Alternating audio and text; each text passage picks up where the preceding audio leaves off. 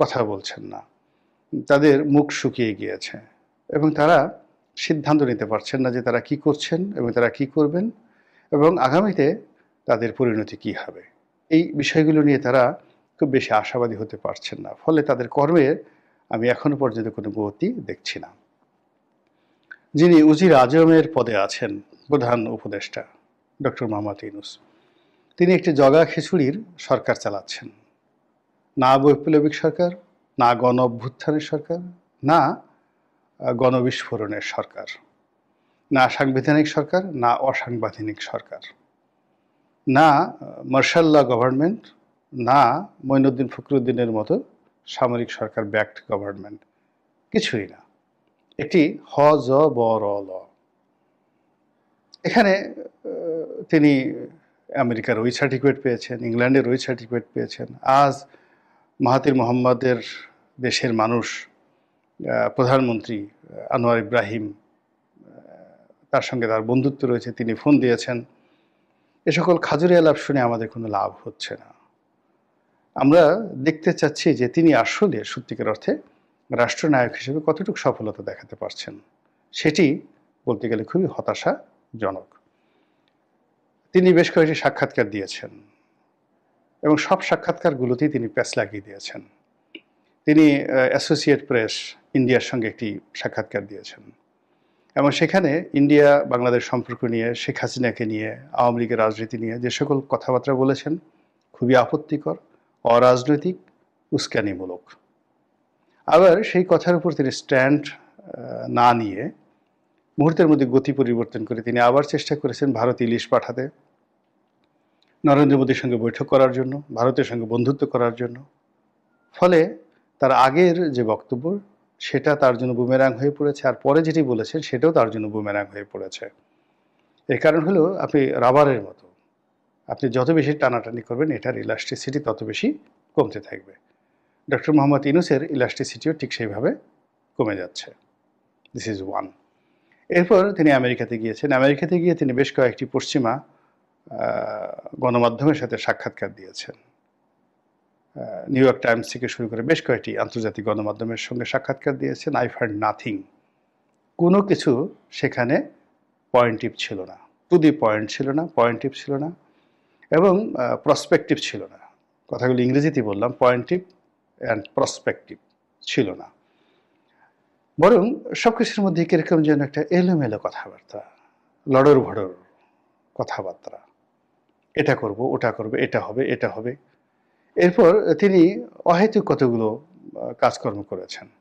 সমন্বয়কদের নিয়ে সেখানে গিয়েছেন, ক্লিনটন ফাউন্ডেশনের সঙ্গে একটা বৈঠক করেছেন, এটার সেখানে 3-0 নিয়ে কথা বলেছেন। তো এখন ক্লিনটন ফাউন্ডেশনের সঙ্গে বৈঠক করা, বিল ক্লিনটনের সঙ্গে একটা অনুষ্ঠান করা, সমন্বয়কদেরকে মঞ্চে উঠিয়ে আমেরিকার মাটিতে কথা বলা, বলেন তো বাংলাদেশে 2 পয়সার উপকার হবে? আমাদের ফেনীর বন্যার কোনো উপকার হবে? সাভারের আশুলিয়ার গার্মেন্টসগুলো যে বন্ধ হয়ে আছে, শ্রমিক অসন্তোষ চলছে, কোনো শ্রমিকের ঘরে যে চুলা জ্বলছে না এবং এই শ্রমিক যারা বেতন পাচ্ছেন, অনেক শ্রমিক, একজন দুজন নয়, এমন একটা অবস্থা। আমি জাস্ট একটা উদাহরণ দিই। আমার একটা গার্মেন্টস ফ্যাক্টরি আছে, তার পেছনেই বার্স বাংলাদেশ নামক একটি গার্মেন্টস আছে, বেশ বড়, প্রায় 20,000 লোক চাকরি করে, অনেক পুরনো, না হলেও 30 বছরের পুরনো একটা গার্মেন্টস ফ্যাক্টরি। এখন ধরুন সেই গার্মেন্টস ফ্যাক্টরি গত 3 মাস ধরে তারা বেতন দিতে পারছে না। এত পুরনো একটা গার্মেন্টস 3 মাস ধরে বেতন দিতে পারছে না কেন? শেখ হাসিনার জন্য, ডক্টর ইউনূসের জন্য, আমাদের জন্য, অর্থনীতির জন্য। 30 বছর যাবৎ তারা চালিয়ে আসছে, এখন তারা পারছে না।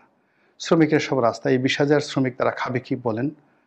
এই 3 দিন, 4 দিন, 5 দিন পুরো রাস্তা তারা অবরোধ করে রাখলেও কিন্তু তাদের তো বেতন হলো না, বিকল্প চাকরি হলো না। এই লোকগুলো করবে কি?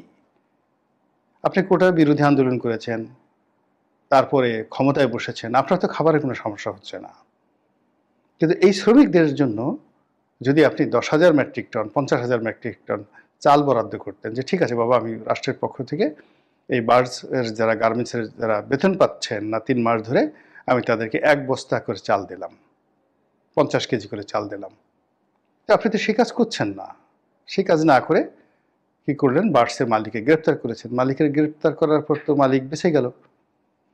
ব্যাংকের গুতানি খাচ্ছেন তিনি, শ্রমিকদের গুতানি খাচ্ছেন, তারপর বিদ্যুৎ বিভাগের, কেননা তিনি শুধুমাত্র শ্রমিকদের যে বেতন সেটা তো না, গিয়ে দেখেন গ্যাসের বিল দিতে পারেননি, বিদ্যুতের বিল দিতে পারেননি, আরো অনেক বিল তার বাকি আছে। তো এই যে ব্যবসা বাণিজ্যে অচল অবস্থা, এভাবে আশুলিয়ার বড় বড় আশুলিয়া, গাজীপুর, সাভার, হেমায়েতপুর এই সকল এলাকার বড় বড় ফ্যাক্টরি, এক একটাতে 10,000, 20,000, 50,000 লোক চাকরি করে। এই ফ্যাক্টরিগুলোতে শ্রমিক অসন্তোষ, এইগুলো নিয়ে আপনার কোনো মাথা ব্যথা নেই। আপনি 3-0 নিয়ে কাজ করছেন। 3-0-র 1 নম্বর জিরো কি?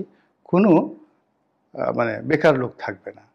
আরে বাবা, আপনি ক্ষমতায় ঢোকার সাথে সাথে বেকারের সংখ্যা বাংলাদেশে না হলেও 5% বেড়ে গেল, সঙ্গে সঙ্গে 5% বেড়ে গেল।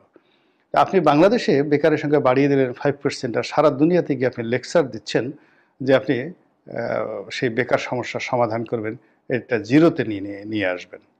3-0, কোনো কর্মহীন লোক থাকবে না। এর মতো ঠাট্টা, এর মতো মস্কারা, এর মতো চুলকানি, এর মতো খাউজেনি এগুলো আছে বলেন? এই সমস্ত কি হচ্ছে?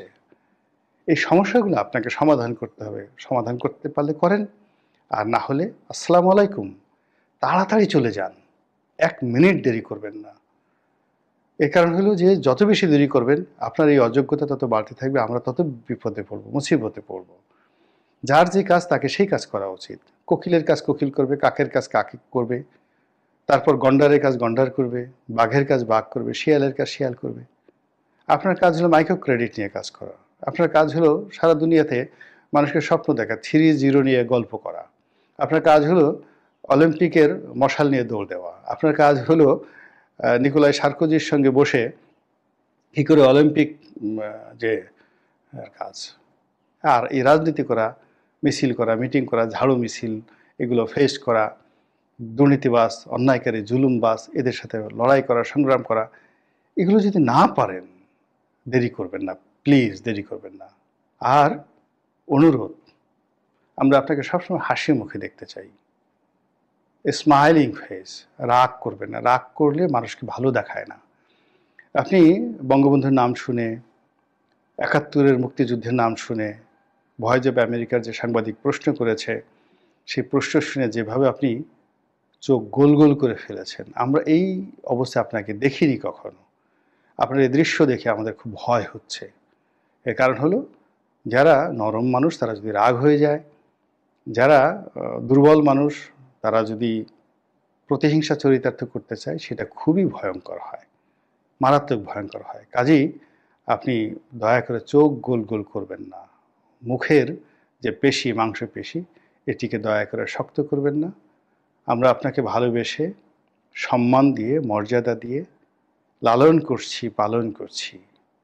যারা আপনার টাকা দিতে না পেরে অনেক আত্মহত্যা করেছে, কিন্তু আপনার বদনাম করেনি, আপনার বিরুদ্ধে একটা মামলা দেয়নি।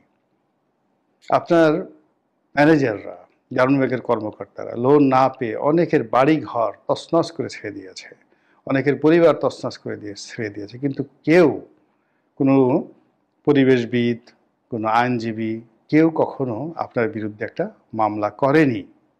কিন্তু এই ঘটনা ঘটেছে শুধুমাত্র হুজুর যারা আছে তারা আপনাকে, আপনার সুদ গ্রহণ করা বা এই আপনি মেয়েদেরকে একটু বেপর্দা করেছেন, এইগুলো নিয়ে একটু ওয়াজ নসিহত করেছি, এতটুকু পর্যন্ত। কিন্তু আমরা এর বাইরে সবসময় আপনাকে সম্মান করেছি এবং এই কর্ম করেন। সারা দুনিয়া থেকে আপনি এই 3-0 থিওরি অনুযায়ী সব কিছু দূর করতে পারেন। আপনি সামাজিক ব্যবসা বাণিজ্য করতে পারেন, মানুষের মধ্যে দেবত্ব ছড়িয়ে দিতে পারেন। কেউ লাভের জন্য কোনো কাজ করবে না, বিনা স্বার্থে কেবল সোশ্যাল বিজনেস করবে। তো আপনি এই যে প্রচার করছেন, সেই প্রচারের প্রেক্ষিতে আমাদের মনে হয়েছে আপনি দেবতা। তো দেবতা কখনো রাগ করে না, দেবতা কখনো মেজাজ হারিয়ে ফেলে না, দেবতা হাসে এবং দেবতা স্থিরভাবে নির্ভুল সিদ্ধান্ত নেয়। আল্লাহ আপনাকে